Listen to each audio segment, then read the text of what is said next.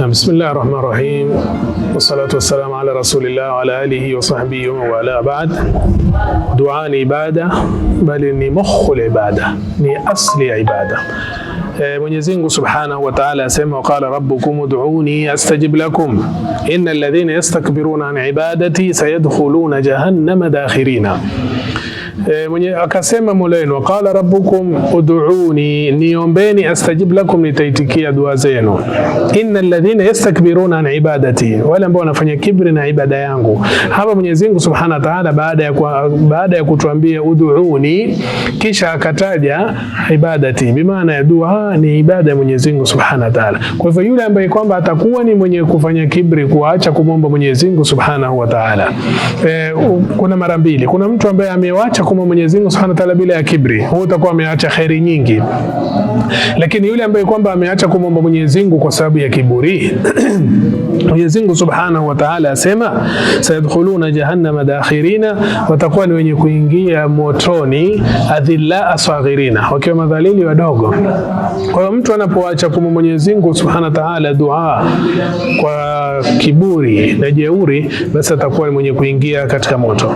Kwa hiyo dua ni ibada na ni mukhul ibada ambapo kwa Mwenyezi Mungu Subhanahu wa Ta'ala anataka watu wamuombe. Na mtu anapomwomba Mwenyezi Mungu Subhanahu wa Ta'ala, Mwenyezi Mungu Subhanahu wa Ta'ala atakuwa ni mwenye kukubali dua. Na kukubaliwa dua ni istijaba ambapo kwamba ni ya kisheria. Yani mtu anapomwomba Mwenyezi Mungu Subhanahu wa Ta'ala, kama alivyobainisha Mtume sallallahu alaihi wasallam, atapata moja kati ya mambo matatu. Ima Mwenyezi Mungu ampatie lile analoliomba hapa duniani, au Mwenyezi Mungu Subhanahu wa Ta'ala amwekee akhira, au Mwenyezi Mungu Subhanahu wa Ta'ala amuondolee baya. Kwa hivyo yustajabu li ahadikum ma lam yajal, mtu atakuwa ni mwenye kuitikiwa dua, na anayemwomba Mwenyezi Mungu Subhanahu wa Ta'ala, Mwenyezi Mungu Subhanahu wa Ta'ala atakuwa ni mwenye kumwombea, atakuwa ni mwenye kumuitikia dua yake kwa hakika hii ya kisheria. Ima apate hapa duniani kile alichokiomba, au Mwenyezi Mungu Subhanahu wa Ta'ala amwekee akhera, au Mwenyezi Mungu Subhanahu wa Ta'ala amuondolee ovu mfano wake. Kisha dua haimaanishi kuacha kuchukua sababu. Haimaanishi kuacha kuchukua sababu. Yani hatumaanishi kwamba tumombe Mwenyezi Mungu Subhanahu wa Ta'ala kisha tusiwe ni wenye kuchukua hatua zozote. Mathalan, umma leo wataka nusra, sisi tu wenye kuomba nusra tu bila ya kuchukua hatua za kivitendo. Mtume sallallahu alaihi wasallam siku ya hijra alitoka katika safari yake akaelekea upande tofauti, na ili hali Mtume sallallahu alaihi wasallam alikuwa na yaqini ya kwamba Mwenyezi Mungu Subhanahu wa Ta'ala yuko pamoja nao.